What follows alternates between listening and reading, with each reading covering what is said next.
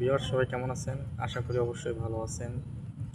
পৃথিবীতে কোনো স্কুলে আপনাকে অর্থ ম্যানেজমেন্ট শেখাবে না বা ব্যবসায়িকভাবে কীভাবে ব্যবসা করবেন এটা শেখাবে না। আপনাকে সারা জীবনে শেখাবে কীভাবে আপনি পরের চাকরি করবেন, পরের গোলামি করবেন। আপনি ভালো স্টুডেন্ট হলে বড় কোম্পানিতে চাকরি পাবেন। কিন্তু কখনো কোনো জায়গায় বলে না যে আপনি ভালো স্টুডেন্ট হইলে ভালো ব্যবসা করতে পারবেন এবং ব্যবসাটা কীভাবে করবেন এভাবে করে শিখবেন।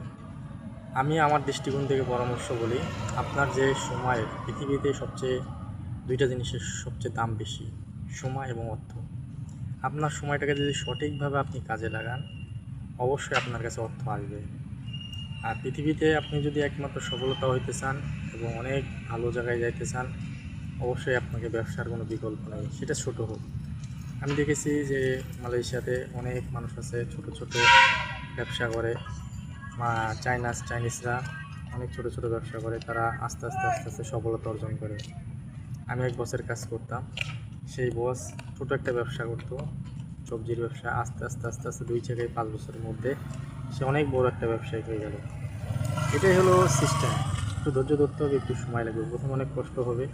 ব্যবসা আপনাকে ফ্রিডম দিবে, এটাই হলো সত্য কথা। সবাই ব্যবসা করুন, অবশ্যই ভালো কিছু আসবে। ধন্যবাদ সবাইকে।